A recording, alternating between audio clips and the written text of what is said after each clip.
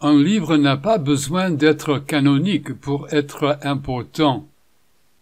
Les écrivains bibliques citent tout le temps des livres qui viennent de l'extérieur de la Bible afin de faire des remarques spécifiques.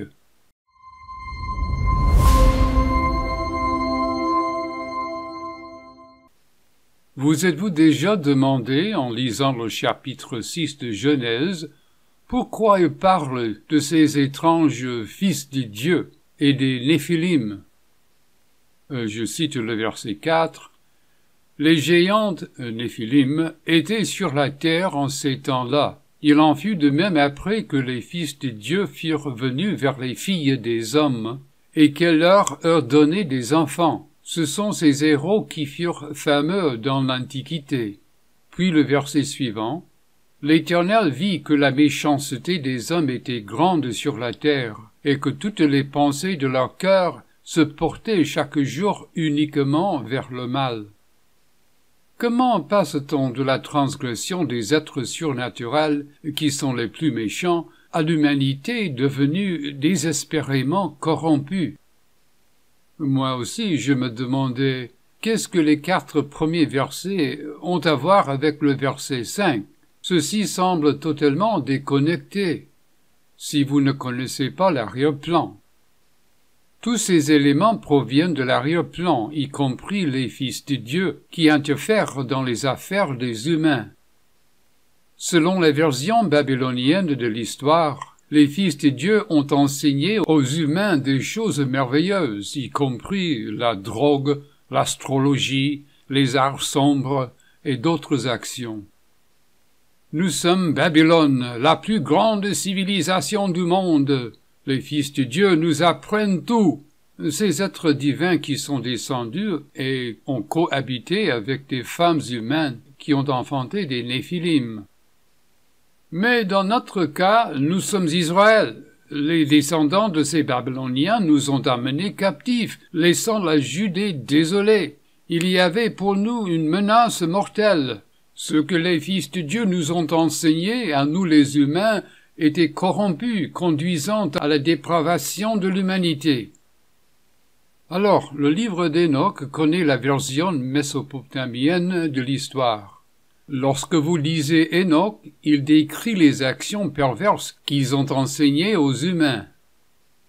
Pierre, dans sa 2e épître, mentionne les anges qui ont péché afin de fustiguer les méchants dans l'histoire du déluge et de fustiguer les faux enseignants, ce qui s'avère très logique pour lui de le faire. Selon l'ancien judaïsme, la raison pour laquelle nous, les humains, avons tant de mal et de péché a plusieurs causes. Oui, Adam et Ève ont transgressé et ont chuté. Dans la Genèse 3, parce que le péché d'Adam est devenu une partie de la rébellion divine, il en est partiellement responsable. Nous en sommes en partie responsables. Quand nous arrivons à Genèse 6, ce que nous voyons, c'est une explosion, la prolifération de la dépravation sur toute la terre. Celui qui a écrit le livre d'Enoch connaît une grande partie de l'arrière-fond qui se cache derrière Genèse 6, versets 1 à 4. L'auteur de Genèse 6 ne présente qu'une version condensée de l'arrière-fond en supposant que les lecteurs originaux connaissaient le reste de l'histoire.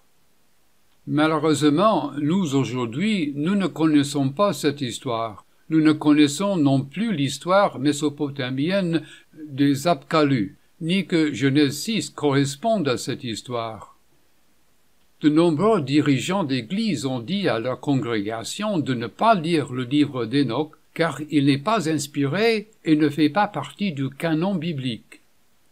Un livre n'a pas besoin d'être canonique pour être important. Les écrivains bibliques citent plusieurs livres qui viennent de l'extérieur de la Bible afin de faire des remarques spécifiques. Pierre, cependant, a lu et connaît ce genre de littérature. Parce que Pierre a lu le livre d'Enoch, il connaît toute l'histoire de ce que signifie le texte de Genèse 6. Pierre sait pourquoi les versets 1 à 4 de Genèse 6 expliquent le verset 5, comment la méchanceté humaine se rapporte aux événements entourant les fils de Dieu. Pierre a compris tout cela et il en parle donc pour mettre en garde contre les faux enseignants.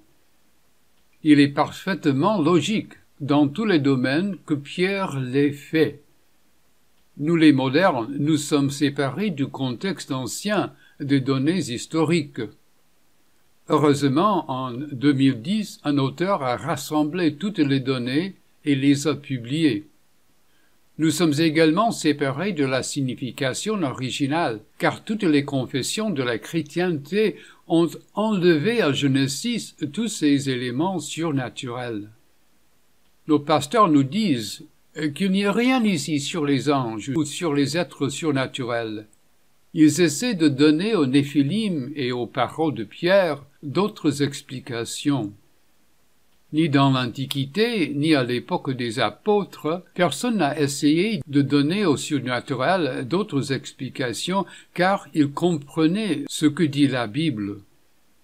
Nous, aujourd'hui, nous sommes éloignés de 2000 ans du sens du texte, ce qui l'obscurcit pour nous.